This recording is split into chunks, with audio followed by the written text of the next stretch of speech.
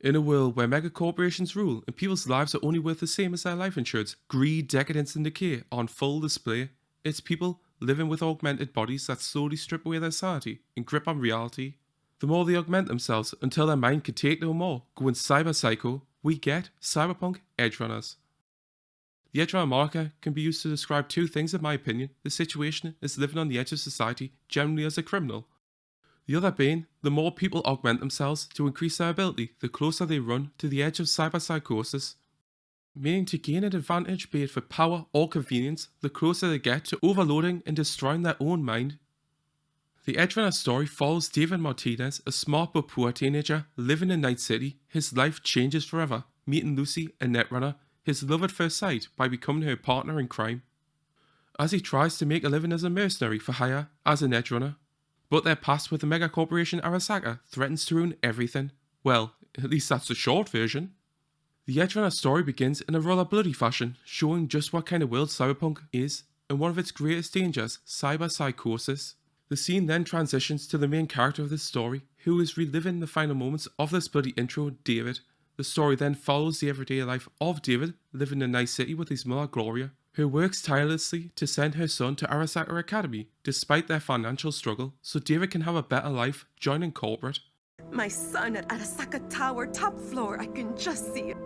You've got this, D. Smartest person I know. David, seeing his mother struggle, buys illegally modified cyberware to avoid paying for the required update to keep attending class. This modification corrupts the school systems, causing talks of expelling him. But Gloria begs the principal to let David stay, willing to pay for all the damages. On the drive home, David apologizes for his mistake of trying to beat the system, coming to realize how much his mother sacrifices for him. However, just as they make amends, they end up in an accident caused by a drive-by shooting. Gloria ends up wounded on the road, with David unable to help and left by the trauma team as she is not paid for their services. He's not a client. Neither is she. Leave them for the city meat wagon. No way, just gonna leave us here? Mom, wake up!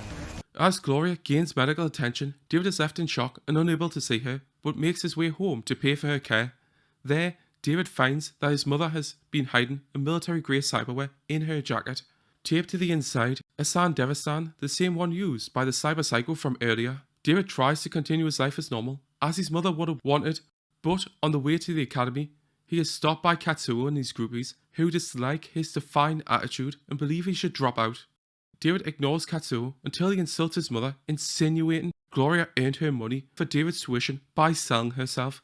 David tries to shut them up, but is easily beaten by Katsuo, who has better cyberware.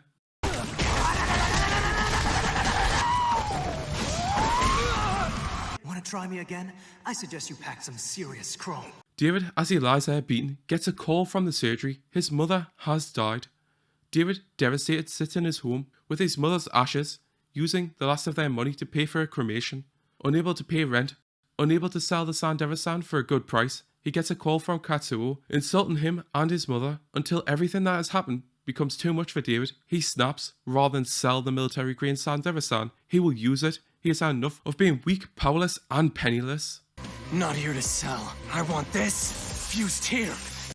After some persuading, the Ripper Doc agrees to install it that very night. David's first act the next morning is to take revenge against his bully Katsuo, to test out his new power, and to shut that smoke mouth of his that he could not before. As Katsuo said, Wanna try me again? I suggest you pack some serious chrome. this act effectively ends that part of David's life for good, destroying his mother's dream. Once the high is over, David comes to realize just what he has done. Without a goal or motivation, David wanders Night City in a daze, sporting his mother's final memento, her jacket. During this time on the train, he encounters a woman whose shadow has been chasing his love at first sight, Lucy. While initially disappointed catching her stealing, decides to partner up with her to prove his worth, and as he has no money. However, he overuses the Sandevistan and passes out, waking up in an ambulance with Lucy. David is then threatened with having his implant taken from him, but Lucy saves him for a bigger cut of those profits and takes him to see the Ripper Doc who installed it. He finds out he needs immune blockers to use the powerful implant, and even then, not to overuse it or end up going psycho. Even if he seems to have a greater tolerance than normal people, being able to use it this much without medicine, as he is special. After this, Lucy invites David back to her place so they can get to know each other better. Lucy opens up to David, even taking him on a date to the moon, as it is her dream to go there, but has never told anyone else. While there, he's ripped out the state by the man who bought the Sandevistan from his mother initially, Maine. Lucy has set him up. David talks Maine into letting him live, and to keep the implant, he will pay off the cost by using the implant, as he can use it better than most people. Being special, Maine decides to give David a chance after Lucy vouches for him, and for Gloria's sake, as she has always been good to them, a chance to join their crew if he can complete a job and prove useful to start his new life as an Edgerunner. While all this has gone on, Arasaka has taken a keen interest in David's ability to use Sandevistan and wants him under their control to test out a new product. And this is only a small glimpse of the Edgerunners story.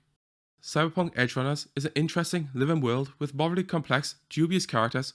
All the main and side characters throughout are done well. They all felt like they had their own lives, struggles and motivations for all their actions, not simply there for no reason or to prop up another character. It was engrossing watching David's growth over the series, seeing the relationships forming between him and the other Edgerunners. He is a relatable and sympathetic main character. Starting out as an insecure, naive kid who hides it with his overconfident attitude to eventually with the help of Maine and the other Edgerunners. I'm Lucy, Kay. Name's David. This one here's Kiwi, and Dorio and Pilar you've met. My name's David. Who asked? I'm Rebecca. Teaching him the skills he needs, David grows into a courageous and confident man with the ability to back it up, becoming a leader and creating a place where he can truly belong with his new family, the Edgerunners. However, it's not all smooth sailing for David, with his hubris of being special and his inability to learn from past mistakes. And in this world, there's always a cost. Not a tale for the next dreamer. Lucy, on the other hand, is a mysterious and charismatic netrunner with a hidden agenda, far more world-weary than David, knowing the depths of corruption in Night City with her tragic past, yet not corrupted by the corporation that created her, still dreaming of a better life and has hope for the future. While initially having a strained relationship with David after her betrayal, watching the two reconcile over the series and becoming closer, I did enjoy. Even seemingly minor characters at the start, like Kiwi and Rebecca, become major players as time goes on. I was especially entertained by Rebecca, with her fiery attitude, yet with a caring heart for her friends, willing to do everything she can for them. A woman's eyes can be shrewd. What woman? Shut up. You know, ain't no one I watch as close as I watch you. Rebecca, over the series, becomes one of my favourite characters. There are many other interesting characters not part of the Edgerunners, who all have their own motivations that are intriguing to follow, be it the Rubber Doc, who does look after David at times, the dubious Fixer Faraday, to even those in corporate who are willing to use everyone to further their own career in the company's interests. Another aspect these characters show is the darker side of their lives and mental states living in this corrupt and oppressive society, how they deal with the harsh realities of loss and addiction. What keeps it going in a world where the darker elements of human nature are on full display and is the norm? That is your dream for the future and those that you care about that keeps you going. The fun you have together in those moments where you're free to enjoy life that stops you from sinking into the easily corrupting negative influences. As for Night City itself, it is well done, having a character all of its own. The city is dripping in style and teeming with life, from its neon facade of corporate splendour and all the people that live in its background one way or another, to the underbelly of Night City and those that live on the edge like the Cyberpunks, people who try to rebel or dream of better life. Then under the crushing boot of the corporate elite. It's high time he learned what it means to serve the company's best interests. Animation by Studio Trigger is vibrant throughout, bringing their signature style and energy to great effect in this world of Night City. The fast-paced and exhilarating action scenes are always captivating to watch, be it the gunfights to those involving David Sandevistan, where the world slows down and he leaves after images of his actions, then watching them unfold in real time is always a delight to watch. All the action scenes are well done throughout, not one disappoints for me. A further interesting touch is how the animation style changes when Lucy and Kiwi use their netrunner ability, when they upload their consciousness to the internet like the Matrix.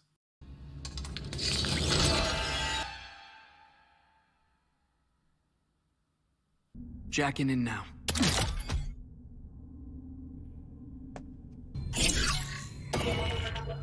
A stark contrast to the colourful and expressive art style that is often shown.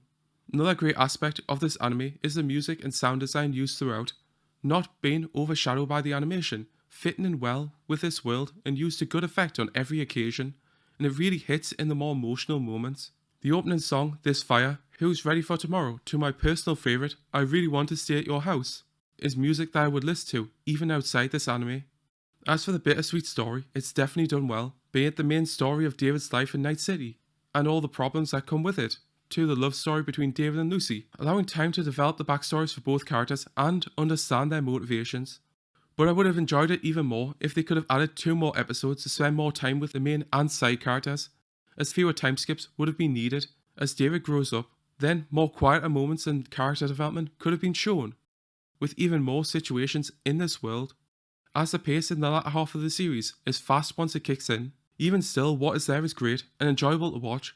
I will say, however, the story does have an ending which I think may divide some people. Even I would have preferred some things to have been different, but I will say it was well done. It's a hell of an exciting roller coaster ride getting there, with each subsequent episode wondering how the story will unfold and just what will happen next. In addition to this, the anime lends itself well to repeat viewing with the small details, touches that only become noticeable after watching later parts of the story. Coming to understand the characters' backgrounds, motivations and mental states more, which is an especially large part of this show. These details, I think, always make a series more enjoyable on a rewatch. You and I are worlds apart. In what way? Why'd you hide it? Keep it a secret. You've got this, D. You're my son. You've got this, D. Smartest person I know. Something to mention, there is no need to play the game Cyberpunk 2077 to enjoy this anime, but it does enrich the game as it's set 1 year after these events, with characters like Adam Smasher showing up in both. Overall, this is a captivating and immersive anime that showcases the interesting world of Cyberpunk without holding back any punches in its depiction, delivering on both action and emotion, creating a complex world filled with mysterious, charismatic characters that I would have been happy to see more of, while at the same time, at its core being a very simple story of the romance between David and Lucy. Edgerunners is excellent, and I would be happy to tell everyone to give this anime a chance, as it's a compelling, hard-hitting story that stays with you long after the credits roll, even if I would have liked it to have been a bit longer. I hope you all enjoyed this video as much as I did making it. If you like what you heard, please like and subscribe for more in the future. See you soon, Dimples.